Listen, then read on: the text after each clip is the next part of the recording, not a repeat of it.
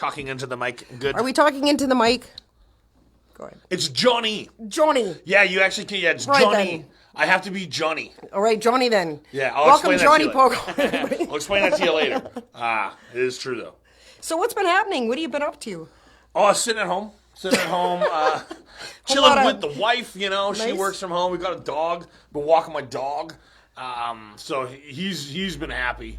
One of my friends, Brian, told me dogs are the reason this pandemic happened.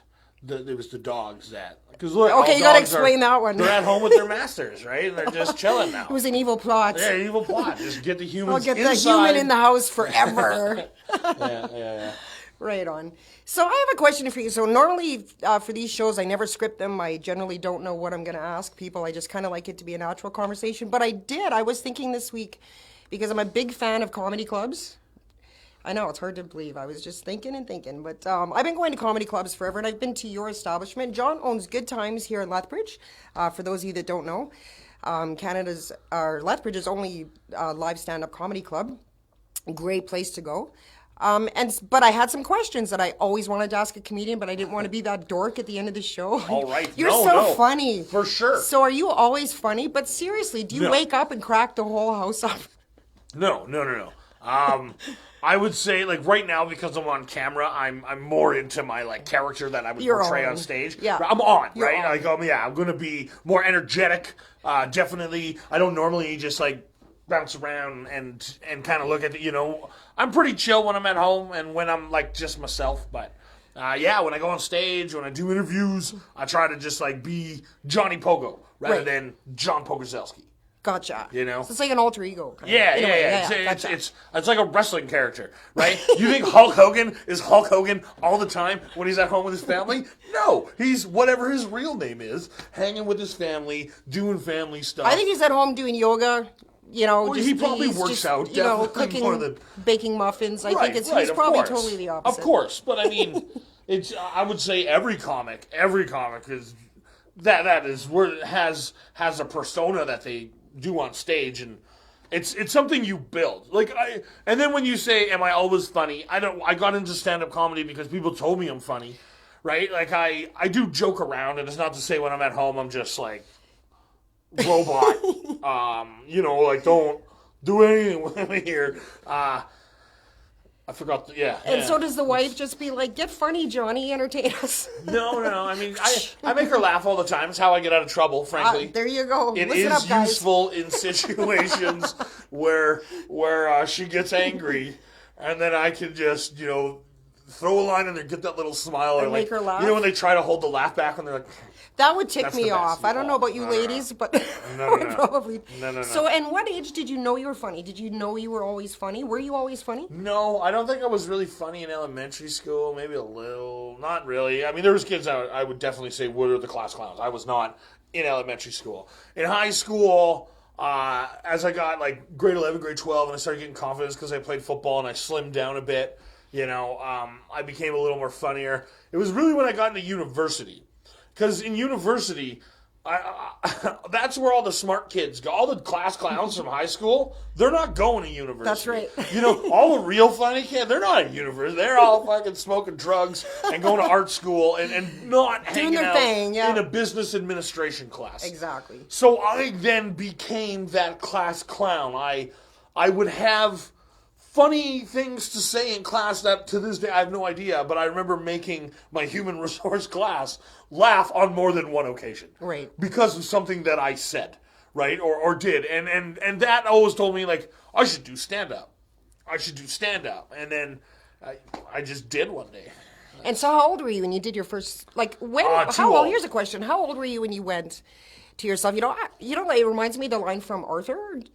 I don't know Arthur. Do you think I'm funny? I do. The drunk Dudley Moore guy. And, do you think I'm funny? I do. So at what age did you really think that you were funny enough to pursue this as a career? Yeah, in my 20s, I don't know about it as a career. Basically in my 20s, wanted to do stand-up, but I was in Regina, and there was really no scene there, nothing that I knew about. So I just, stand-up's for the States. Right. I don't know where to do stand-up. I never searched it. And I was not Googling it at the time. When I was 20, I wasn't on my computer as much. My phone didn't have the internet and shit. Exactly, yeah. Right? Like, when I went on the internet is when I sat down at a computer. And so it wasn't just Google everything all the time. Right. And I never thought to Google You were looking at porn. Comedy. I don't... Yeah, definitely. I mean, everybody. That's a weird place to take the conversation, but I think every person my age, yes. But not at the university. Like, I wouldn't look at porn there. I mean, they can see your account and shit, right? Like, there's no fucking way I'm doing that. But yeah, I just didn't Google stand-up. And then when I moved here, and I just found out there was a stand-up comedy show, an open mic that I could go do at the Owl. That's run by Steve Ford. I know the Owl. Stephen Ford was here a few weeks ago. Okay, yes. Yeah, that's right. Because we were supposed to do the roast with him. Yeah, that's right. And so he was running open mic there once a month, and Randy Webb was on it, and he was running the show. And so I went there and just tried it out. I worked up the confidence. I watched a few shows beforehand. Connor Christmas and my boy Sully KP, I seen them both doing comedy, and I was like, I just, like, those are guys like me that are doing it, I can do it. Yeah. So I went to the Owl, I did it. It was horrible. I mean, now when I look back at that set, in retrospect, horrible, right? Like, what? Like, that was not funny, John.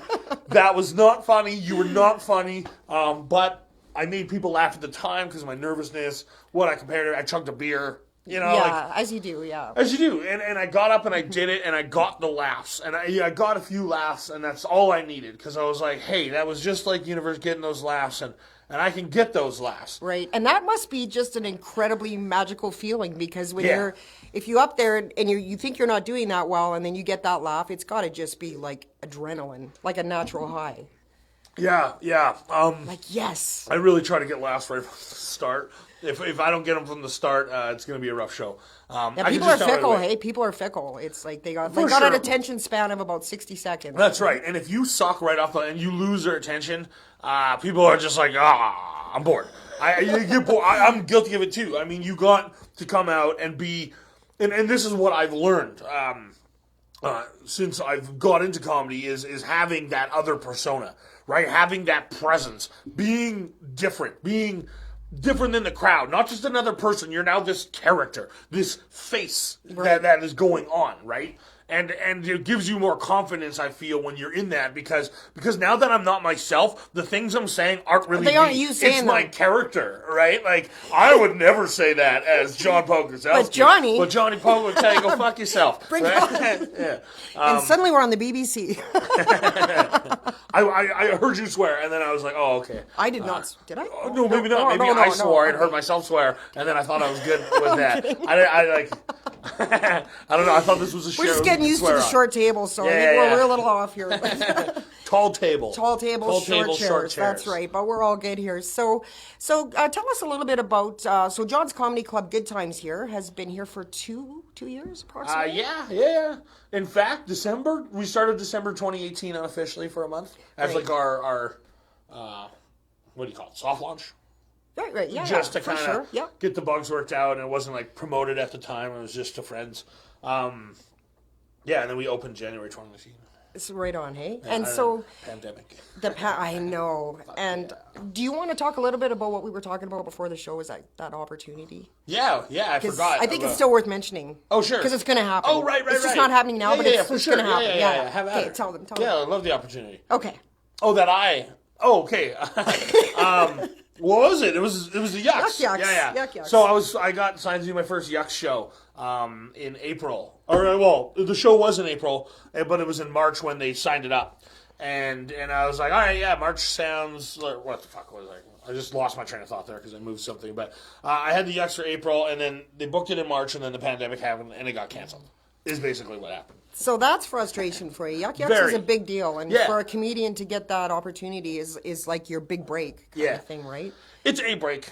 It's a break, definitely. I wouldn't say big break. A lot of people would be. It's a good start, TV. Though, to that. It's a good start. Great start to that. It's definitely great start. Yucks, very reputable company. Everybody wants to work for them, right? And the reason is because they're known across Canada. They have shows across Canada, and putting your name on Yucks just certifies that you're a comedian. The fact that you've been on a Yuck show, that nobody can say I'm not a comedian.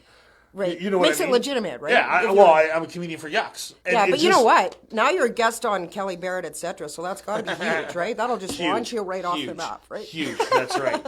That's right.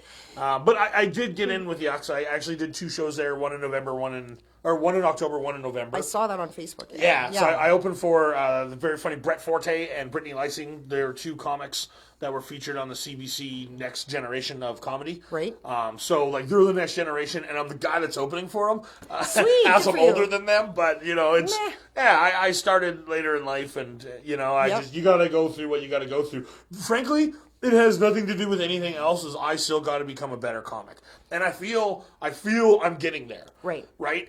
I'm way funnier than I was a year ago. I'm going on stage. Great. Yeah, absolutely. I mean, I've grown, but like from 2 years and 3 and 4 years ago, you see yourself grow every year. And then so when I think back to like, okay, right now I could go on a stage. At a yucks and have the confidence to rock it for 25 minutes, and I'm going to have the crowd come talk to me after and say it was very funny, and I'm going to hand them a few cards. And that's great. That's great. But I couldn't have done that the year before. That's awesome. Right? Just that progress, right? To see that grow. And I think that's for any entertainer. I was on the road in a rock band for like 20 years, 20 plus years. And the same thing if I go back and listen to stuff I did in the beginning, it's cringeworthy, right? But you got to pay your dues. And That's right. And I think especially for comedy, because we used to play a lot of bars where they bring in a comedian the one night, and I remember watching them and thinking, I don't know how they have the guts to do that. And then the comedian would go, well, I don't know how they got, no, you have the guts to do what you do. But I think comedy's got to be like 90% confidence and 10%, well, not 10% material, but you got to get up there and just have the guts to do it. Sure, sure. And I would say you're right in the later sense of it. Like for professional comics, they're all confidence because I've done this 1,000 times. Do it in my sleep. And their stage presence and like their ability to read the crowd, like a Mike Dambra. I don't know if you know who he is. I do know Mike Dambra. You ever get a chance to see Mike Dambra? Like he is one of the best comics in Alberta. He's raved here in Lethbridge. Right. Because, in fact, he is all confidence. And he just goes and talks to the crowd and makes fun of the interactions going on. Right. And it's incredible to watch. And there's no material. It's just he's just whipping it off. He's just shooting the breeze with the crowd, and it's just now he has some right? canned jokes here and here, for you sure, know, yeah, for sure. But like they would almost be like catchphrases. You know, yeah. I'm gonna go watch Blue's Clues. You love hearing him say that. It's amazing. You're like, that person's it's funny. Yeah. So, who's your favorite comedian? Do you My have favorite? just one? Well, myself, I guess. There's that confidence, people. Oh, no, yeah, that's like- good. You gotta. No, of course. Starts with self-love, people. Absolutely. I enjoy my material. Well, that's good, and that's going to make a difference, right? And I listen to it, and then I can perform that material and even better because Right. I think of more jokes as I listen to it. So, yeah, I listen to myself when I'm driving in my car the most. Now, I listen to other comics, like Dave Chappelle is one of the world's best. That guy can say anything, which I envy. Right. I can't say anything. I don't know. I think you could, know. There's a lot of words. There's a lot of words that Dave can say. You kind of done that here already. I just can't. And the F word, whatever. Fuck that. I mean, that's a free word everyone can say. I'm just saying there's other words that are way worse. that are way worse that I do not say on stage. Like the C word. I never would not say stage. COVID. You're right. You're right. I would never say. I generally don't bring up COVID ever But unless you just it's did. necessary, Wow, but see? only to There you say go. what I There don't you say, go. kind of thing. That's ironic. Don't judge me. That's ironic. I don't bring up COVID only to be ironic that I don't bring up COVID. That's the only time I bring up COVID. I'm off my game because I'm short. I'm going to write that down. So I won't credit you for it. Don't worry. But that's just going to be nice. It'll be like, somebody's like, yeah, I never bring up COVID. I'm like, well, you just did. He's like, well, the only time I bring up COVID is... He's going to steal my joke. He's recording that. It's our joke. It's not Johnny's and Kelly's. I got COVID and never do. I'll remember that. Perfect. So I guess it's being recorded. I can just watch it later. you can just watch it later. Excuse me. So do you have a favorite joke that never misses? Yeah. Like a go-to? Yeah, generally. It's like my opening. A lot of people have probably heard it. It's my most famous joke. Me and my wife, we don't 69 anymore. Well, and I lead into it. Hide your kids. Hide kids. Can I say this? Can I say it? Well, 69 is not a I bad think word. we've given them a 10-second hide your kids Well, rule, no, so I think you're good to go. 69, I'm allowed to say this on television because saying 69 is fine. 68, 69, 70. There's nothing wrong with that, right? So me and my wife, we don't 69 anymore. We teeter-totter, right? That's what it looks like. Because she's balancing off the edge of the teeter-totter. I just got a visual. Normally I don't explain it like that. I don't get into it. It's like her and me on the teeter-totter. It's like pleasure for you, pleasure for me, pleasure for you. So is your wife watching right now going, you wait till you get home, Johnny. You better be funny or you're sofa surfing. No. She heard these jokes a lot before. I mean, here's the thing. It's funny when you hear it because you're like, but let's be real. I am not that fat. I am blowing that out of proportion. And that's where comedy comes from. Like taking something and blowing it out of proportion. Like common everyday observations, I think, right? It Sure. could be the funniest things, like just observational humor. It's observational humor is more Seinfeld. I was just going to say like Seinfeld. Yeah. So, and I'm not very good at that. I'm not like watching this hair and putting it to life. I'm trying. I do it with this one story that I have. About fast food. Right. I'm not going to say that on air. That's it's my thing. But Oh, come on. it's one of my newer jokes that I'm still working on. Okay, gotcha. Right. It's not something that I'm confident with because you say my go-to joke. I don't mind saying that one on stage because frankly, I've been saying that for the last 4 years. It's a joke I wrote 4 years ago that's still in my repertoire. Now it's still funny. Mm-hmm. It's still funny. People still get a laugh out of it. But it's an older joke that I'm okay being out there, right? Because when people see me, I might not say that joke. I have different openings. Not all the time am I saying that joke when I do comedy, right? Like if I'm in a different city that I know nobody's seen me before, yeah, throw it in there. Right? I usually start with because I know it's pretty funny. Right. But even now, as I write more jokes, and I'm only getting 20 minutes. Well, before that was in my 20 minutes. But then I wrote this, which is in, and this, and this, and this, and now do I get rid of that and bring something else on the 20-minute set, right? And so how do you write your jokes? Like, is it kind of my- like something during the, or you get a talk show host with a sense of humor and steal hers, or Yeah, that's the only way I write my jokes. But is it just like something will happen and you see it as funny, whereas other people might not? Or do you have to literally sit down and pick a topic and then... No, it's straight up from stealing from you and other talk show hosts. That's it. That's how I get everything. I just listen to you guys and I take those jokes. Yeah, right. Yeah. I just put them in my phone and then I try them on stage. So right? and sometimes just funny things happen, I guess, and you go, hey, and then you can probably as a comedian see the joke in it, right? And yeah, I don't know. It's different. Like sometimes I just need to write and I sit down and I write something, right? And that becomes good, right? Sometimes I see something and I'm like, yeah, that's okay. That's freaking joke. funny. I'm gonna where it all take comes that. from. Like I write down stuff all the time that is not funny. That makes no sense. That I say on stage that just is not working, right? Right. I have. I wouldn't say hours, but maybe minutes. Right, minutes, of solid material minutes. in here. Soon will be hours as I do this. Yeah. I've only been doing it professionally, I guess, since I opened my club. Is in that 2019. right? Well, yeah, That I was not a surprises me. professional comic before. I sucked as a comedian when I opened the club, and I got so much better from having to go on stage every single Saturday, right? And just putting in the reps and being there, and doing as much time as I can. Writing new jokes, writing new material, getting in front of the crowd, even if it's the same people. Yeah. And because it's the same people, I think that actually helps me write more jokes because I don't want to be delivering the same material to them all To the time, same people, right? Right? I can't just go and tell you the same joke over and over and over again. Yeah, because it gets less funny. Yeah, of course. You Me know and my what? wife, we don't 69, we teeter-totter. See? Still kind of funny, but not as funny as it was before. And if I say it again and again, eventually you're just like, what are you doing? He was like, yeah, enough. Why Yeah. is this happening? Yeah. Awesome. So, I was just thinking when you were sharing that with me, I thought you had been a comedian for a lot longer. And so I really admire that you just finished saying, I sucked as a comedian, so I opened a comedy club. Who says that?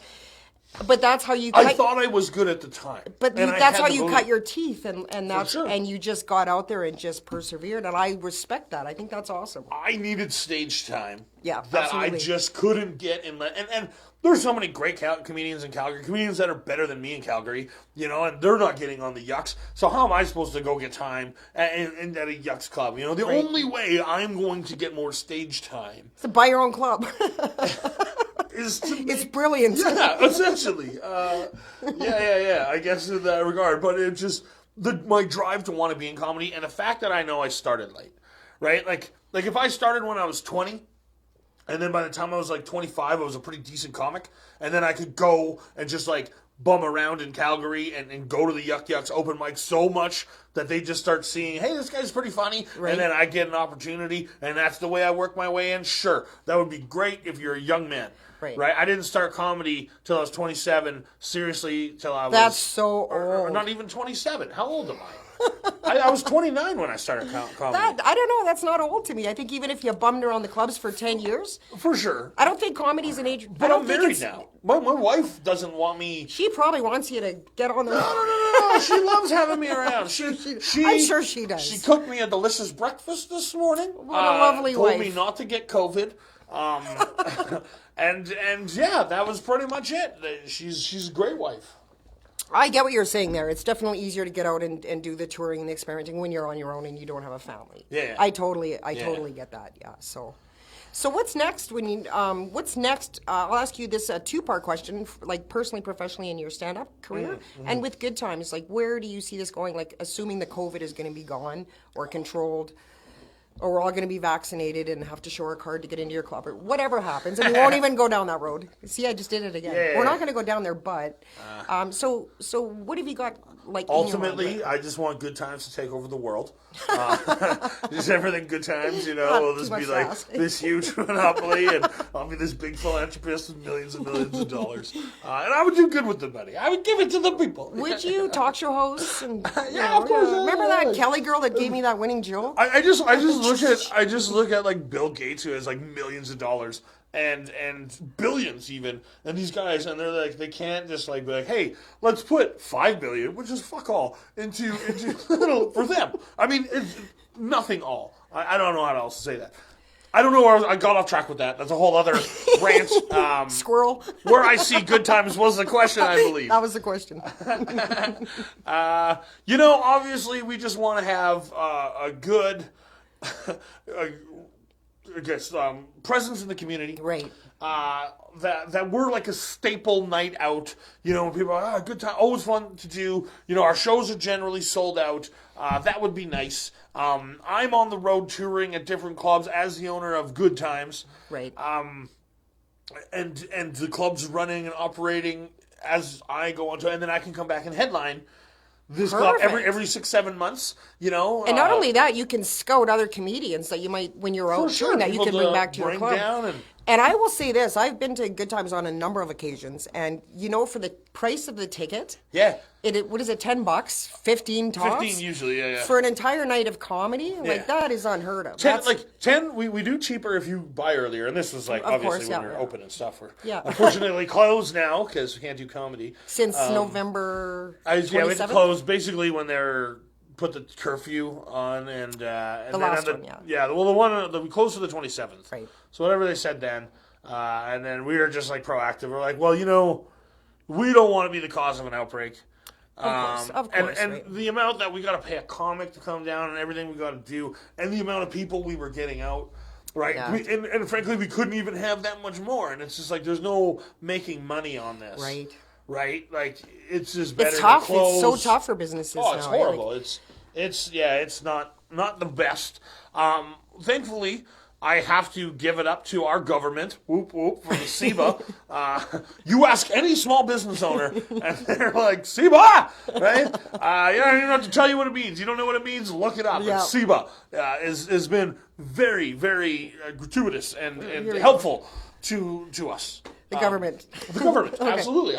Okay, this is a good thing. I thought, ruh-roh, this is where it takes an evil turn. I don't do politics. I do not. Some people could yell at me and be like, oh, but our government is incapable of doing anything good for Canadians. And I'll be like, well, SEBA. Yeah, exactly. Serb. Right? People like the Serb. That was a good thing. And that regardless of if it was enough or not enough or too much or too little, it was there for a lot of people and helped a lot of people. Right. That I know got through. Absolutely. Through the whole country. So good on them. And they're helping small business to get through this. Right. Good Times is going to be fine. they're coming out with vaccines. Pfizer's right around the corner. I mean, a bunch of people don't want to take vaccines. That's neither here nor there. We won't talk about that. Oh, there's a topic. But the vaccine's around the corner. It's there to bring us into a normal life again. Right. And it can happen. Just look at the Spanish flu. Look at every disease. Remember when you were a kid getting the needle at elementary school? Absolutely, yeah. Your vaccinations. You got vaccinated and you're fine. And everyone's fine. And we don't have polio or measles because we got vaccinated. So, it's just another one. That's a good point. That's a very good point. I don't know. It just blows my mind, some people. But let's not get into that. It's not political, right? There you, there's that C word again. Did I say some people? It's better than saying you people. So do you have you could have any comedian in the world, like wave a wand and have them at Good Times Comedy Club, who would that be? And why? I'd say... Bill Burr. Okay, where? I was just reading about him. Yeah, Bill Burr's awesome. I don't know, he just yells at things and he knows what's up. The guy's got it going on. Oh man, he just knows what's up in life, and it's incredible hearing him call out life the way he sees it. And I agree with 90% of the stuff he says. I mean, just like everybody, there's some stuff where I'm like, I don't agree with that. But that's just, even the way he argues, I'm like, I don't agree, but I respect your opinion, right? Bill Burr. I love. He was in Breaking Bad too, and I don't know. He just seems like a cool guy. That's a great show, actually. By the way. Yeah. Oh, Breaking Bad. Yeah. So, how do you think comedy's changed over the years? Like, for example, think of a comedian that you might have thought funny when you were a child. Like, how do you think comedy has progressed? Oh yeah. I didn't. Or changed, right? You know what I mean? How is it? I think it used to be a lot cleaner. I think it. No. I mean, it's because you would see Seinfeld, right? And that's all clean. They could do a show about masturbate, without mentioning the word. They didn't mention the word. That's the beauty of it, right? Treating his body like an amusement, amusement park. But that's the network television. If you still get your comedy from network TV, it's still relatively clean. Maybe a bit more diverse, right? Because you gotta make sure that you include everyone. But yeah, I don't know. I don't think it's changed that much. I think free speech still comes in the clubs. I have a lot of jokes that are considered dark. That are like, whoa! I can't believe you just said that. Oh, tell us what. I don't know. Jess FM? I don't know. Okay, never mind. If you got antsy about me dropping an F-bomb, I'm not going to talk so it's about even dark? Okay, murder. We're not going to go into the dark side. Oh, yeah, it's like mass murder and it's dark stuff. Okay. I have a Kurt Cobain joke, and you can imagine how that one ends. Gotcha. Not well, right? I saw a Kurt Cobain meme the other day, and I didn't go over well, so... Yeah, and it's just... I have these jokes that are more hard-hitting. Right. When I'm making fun of myself, that's great. I have these jokes about like fast food. That's all great because I'm making fun of corporations. I have jokes about the way kids talk and their language, and that's great because I'm making fun of kids. But when I start going into darker humor, how Kurt Cobain died. Let's just put that. I won't say the S word on that's sensitive, but the way and then I go and make fun of that. Right. And people laugh at it. Enough time has gone by. I think it's different if it's too soon, but I heard Kobe jokes out there. Right. And people laughed at Kobe jokes. Right. Like a month after. And sometimes I think as a comedian, I think, when the snowflakes get offended, all you're trying to do is put some happiness and some laughter in an otherwise sad situation. Am I right about that? Anything can be made fun of. Yes, you are right. Anything can be made fun of if the joke is funnier than what it's making fun of. There's a level of darkness, and the joke has to be the top one. I'd say the R word. Sexual intercourse against your will. Okay, gotcha. Right. That's super sensitive. You do not talk about that. Absolutely, of course. That is, there's disclaimers on shows that comics can't do these jokes. That's always death. That would be instant death. No, there's shows that will ban you for life if you do a joke. Gotcha. So it's like an unspoken rule amongst comedians. You just don't do that, right? Well, I wouldn't say that because there's some comedians that are like, you want freedom of speech. Yeah. Right? So, and I'm more on the freedom of speech. I don't believe a show should say, you can't do this. Mm-hmm. Because if the joke is funnier then the subject material, if the punchline comes and it's like one of those like, wow, then you can get away with it. That's a funny joke, right? And It's a fine line though, because humor is so subjective, for right? sure. So, Some but I people guess would not find it funnier. so. I don't know. Maybe do you find that you probably do this because as a musician, you kind of just you learn to play to your crowd, right? You just kind of know what's going to work and what doesn't. Is it the same with comedy? Like Yeah. I just know that this dark humor would kill me in an instant, but I know this will work. Or Yeah. and I think the sex it jokes should are be. always like everyone will laugh at a cheap sex joke, especially right? if it's not like a shove my D in her Yeah, ear, yeah. You know, Yeah. that sounds like K, right? But like 69 is a word I can say. The CBC would allow that joke. I'm pretty sure because it's an innuendo. Right. That a kid could hear and just be like, "Oh, it's a 69." What's that? Yeah. And, and they're teeter-tottering. One of those. Like the playground. And then his parents were like, "Right, Timmy, like the playground." Right? And it's more of an innocent thing. I'm just going to let my hair down because it fell out in the back. Let your hair down, Johnny, you're amongst friends. Johnny, yeah, I don't like it wet. I need it poofy. I like my hair poofy. And then I showered, and then like a fool, I shower in the mornings, and when midday, my hair's just like wet and floppy and Can't wet. do a thing with it. It's terrible. See, you can say floppy and wet in reference to your hair. I gotcha. I get where you're going So with this. yeah, definitely. Like if there's a crowd, and I'm throwing over a crowd, and they kind of like even stood up straight at the. I have this one joke. My wife married me because fat guy. It's amongst that. It's actually right after the 69. She likes me because I'm a big guy. It segues into this. Yeah. I sweat a lot, right? So you put me on top, I get you wet in more ways than one. And again, that's a safe joke. There's no bad language in it. There is no bad language in it. There's only a very serious visual. For sure. And kids would be like, "What do you mean get wet? Because of the sweat all over." Oh, that's Oh, right. they get it, and right. I'm just sweating on her. That's all it is. It's just me sweating on top of my wife. Right. There's nothing bad about that. Right? That's a reasonable joke. It is a reasonable. Some people, some audiences, can I say that? There are audiences out there that you're like, you say, it's not going to work, so I will do my set, but rather than saying that, I'll say, I'm like, if I was a piece of, I sweat a lot, if I was a piece of clothing, I would be a sweater. Not nearly as funny, but way more appropriate. You just modify it, right? Way more appropriate. And then I'm like, you should hear the dirty version of it. And if they're like, no, we like that, then okay. Yeah, but if they're cheering, bring it on, then you'll hit them with it, right? And then I do the dirty version, and if that one doesn't hit as well, if they're like, I like the other one better, well, it's time to clean up my act. Yeah, note to self. Note to self, I'm going to be busting out baloney jokes. I got these Santa Claus puns that are horrible, but they're really corny. And for when you have that audience that just needs that absolute clean humor. Right. Those are jokes that I will go to. I will tell my Santa story in the funny way that it is about. Definitely edited, because I have a raw version of the Santa story. But are we going to hear the Santa story? No. It's too because it's so sad. I'm not here to do bits, right? Like those two jokes I meant are just kind of jokes. Gotcha. And they're jokes that I've had for a long time. That even when somebody's like, hey, "What do you do?" I'm like, "I'm a comedian." "Oh, tell me a joke." These are the jokes I tell. Right. They're my one-off jokes. I don't have to go into a whole thing to explain it.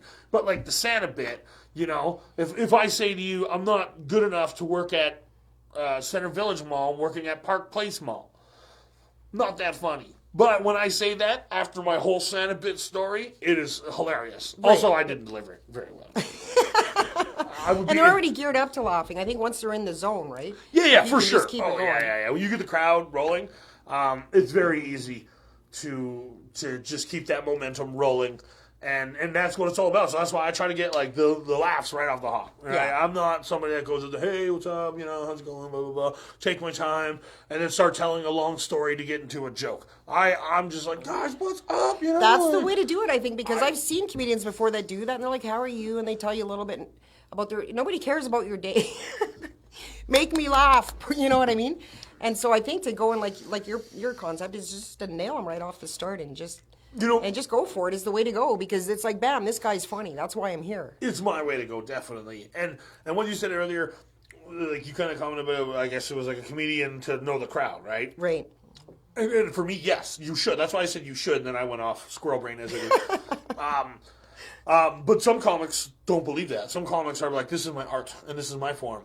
And if you don't like it, that's your problem, right? Right. And they go on stage, and they'll tell their jokes how they tell them. And regardless of crowd, they do what they do.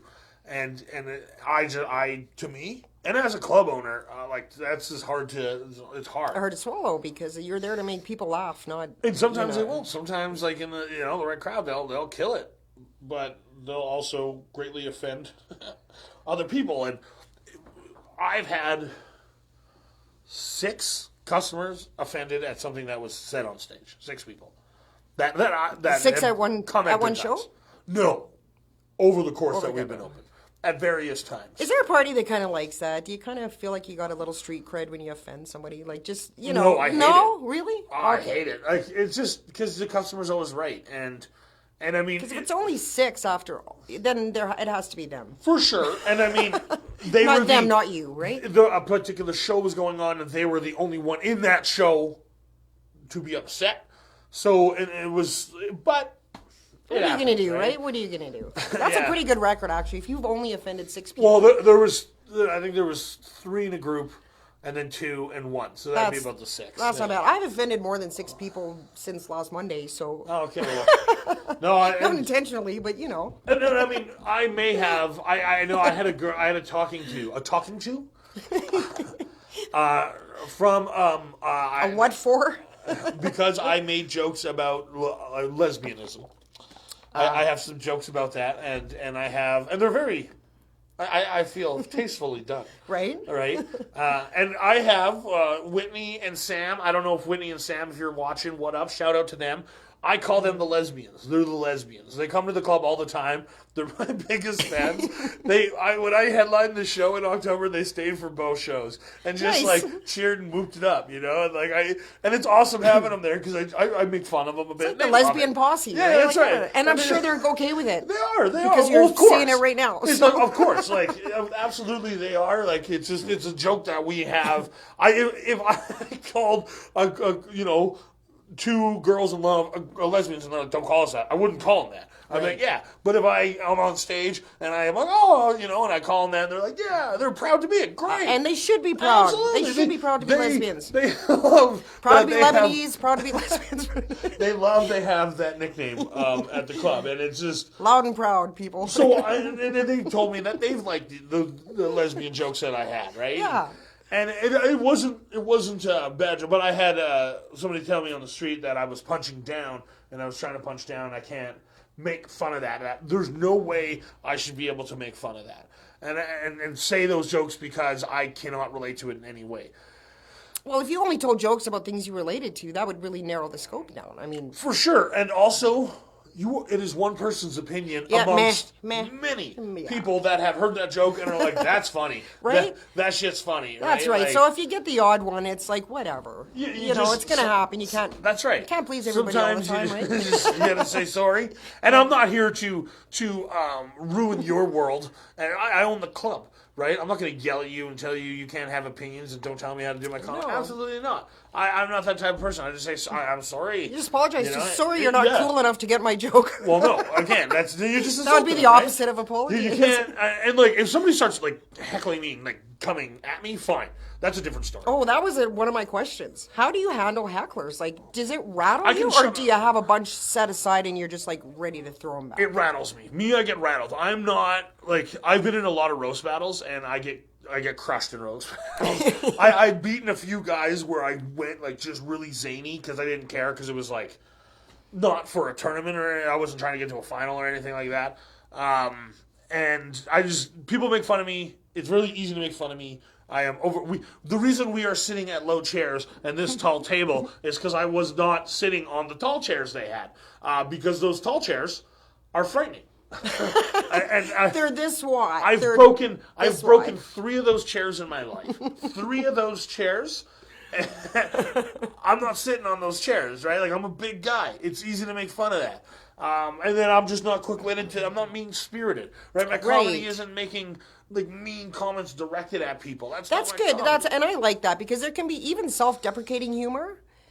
If it's done meanly, if there's someone else in the audience that's the same, then you might. It's like being mean to them. Too. For sure. So I respect that you can be funny without like That's totally right. offending people. And to me, my lesbian jokes, it's more putting myself down in amongst a group of, and they're just proud to be who they are. It's Right, not, and they should I'm be. not like, oh, they're I'm not. Yeah. It's not ranked like that. That's why other people enjoy the jokes because I'm not punching down. I'm making fun of a subject, but I'm praising it, right? Right. I'm putting it up there. I'm not making fun of it, Right. And that's where like the enjoyment of I have a joke about Japanese girls, right? And people love it. It's kind of right. But it's funny because I'm making fun of myself in the process, Right. And I think it's they're realizing that this is a joke. That he's being so out there that he can't be serious with it, right? Yeah. And that's where I say subject, be funnier than it. Right. Right? And That's a that's good rule why of I thumb. can get away with some of these, because I've just made a joke that I feel is funnier than the subject matter. Exactly. And you can get over the crudeness of it really quick because that's pretty funny. Right.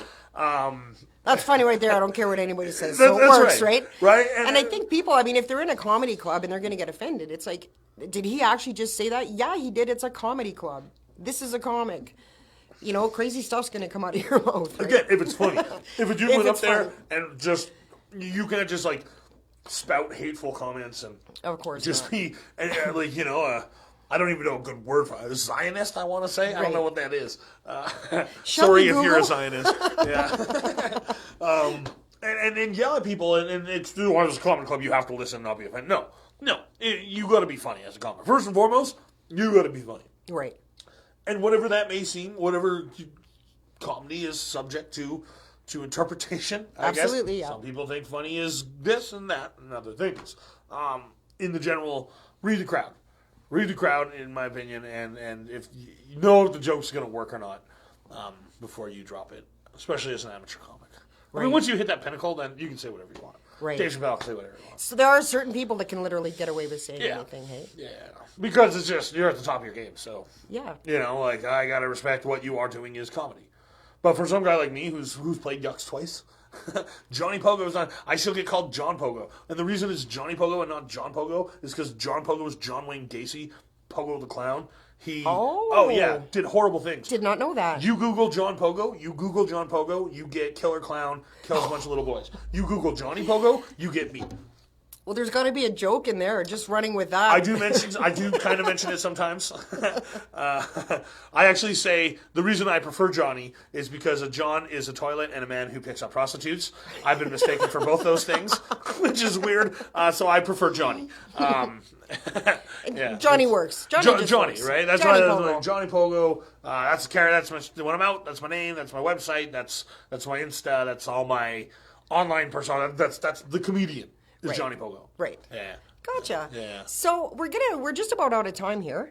So what do you just on one last note? What are you doing for Christmas? You got any big plans for Christmas or? I am a good soldier. I don't care what anybody says. I'm a sheeple or whatever. I'm chilling with my wife.